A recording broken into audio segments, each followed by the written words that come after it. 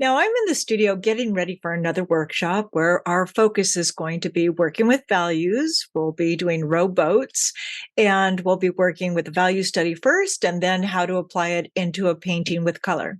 Now, why values are so important is because they add depth to the painting. So if you look behind me, actually, even with this one, that works with values. This one over here doesn't have a lot of depth yet because I have to work with a background. I need to expand my range of values. And with the one on the darker background here, it has a little more depth and pulls the eye into the center. But since we are working with boats and values, I just thought I'd pop right in here just to give you an idea. And while I was thinking about this, is that if I looked at this particular painting, this is one of my earlier ones. I'm just starting to think of all the things that are wrong with it. But with the boat here, I love the boat in general. I think it looks great.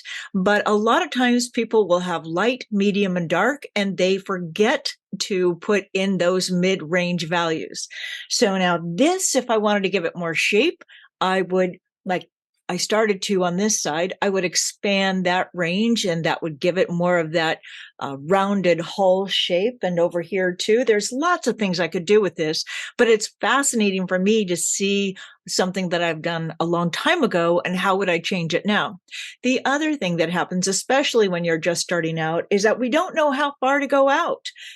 Like over here, I started to get a little lost. It always works much better if you can give yourself a boundary in a painting. Either paint up to the pencil line, to the edge of the tape, or to the edge of the paper. Now, since I'm focusing on boats, that's what I'm going to pull out. Now, this one, what I really like with this is the misty feel to it. I have a very light range of values in here. I don't really have any midtones or darker ones, and I could expand on that. But if I did that with this one here, what could easily happen is that I might push it too far, get too dark, and I love that misty feeling here. I may work on this, and I do have a workshop coming up on this particular, maybe not this particular boat, but one that's similar. And I think I'll pull this in and add some of those. It's just, what do I want to do with the feeling of the painting? How do I want to convey that to my viewer? So this is another one which we will be focusing on. Let's see, it's similar to the one, it's exactly the same one as the one behind me. But with this one, I decided to go a little bit closer. And the most fascinating thing for me about this painting is that this was done on 300-pound paper.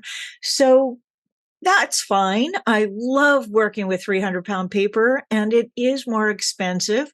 But there was something that I wasn't getting with this particular painting. And I think what it was is that I think I wanted a little more of a delicate look to it. And the one behind me, as you can see back there, that's done on 140-pound paper. So the weight of the paper is also very important to you. And now when it comes to expanding your range of values, it's simply done with water. Now, in watercolor, the traditional way of doing watercolor is not to add black or white. It's just water. And that's what I love about this particular medium. And the other thing that happens is sometimes when people are trying to get a real dark value, they may use black. But keep in mind that black absorbs light.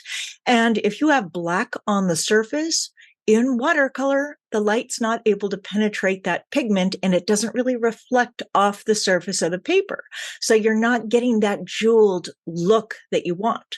And if you want to darken your value, you just simply use more pigment, or you increase or you add to the color that you're working with, and you pull in maybe a indigo or a carbazole violet. It really depends whatever you're working with. Are you working with a flower? Are you working with a landscape?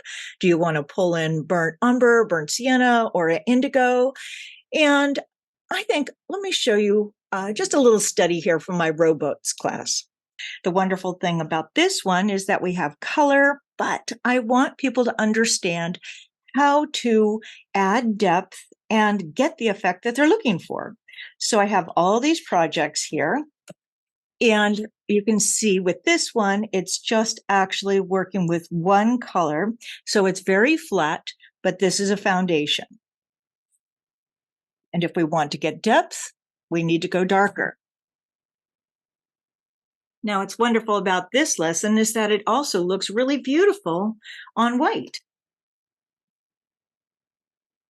Now, this is a very serene painting, but if I wanted this to be bolder and more dramatic, I would go darker with my values. Right now, it's still a little flat, but what I like about it is the feeling. And just by making a few adjustments, I can always change it. Now, I do love this project as is because there's so many variations that you can do. We'll keep it really simple. Put water in here. And I'm going to have one side light, the other side dark.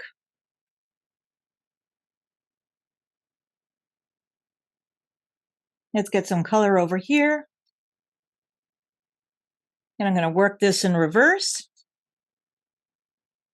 And I'm going to allow this darker color to transition into the clean water. I might need a little more water over here.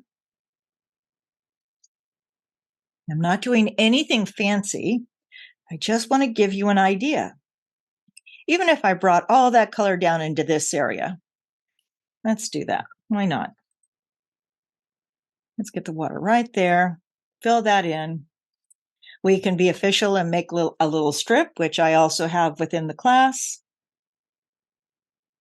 But if I work with this and just move my water and color around, my lightest value is going to be on this side, and it's gradually going to transition to the darkest area where all the color is. So this would be a range of value: light, medium, medium darks, and dark.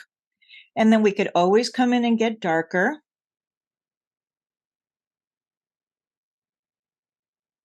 Just like that. And that's basically the idea of adding values. So that is just the most basic way of thinking about values. It's beyond light, medium, and dark. Now, if you're interested in knowing more about that particular class or joining my school, visit the link below. And until next time, have fun and happy painting.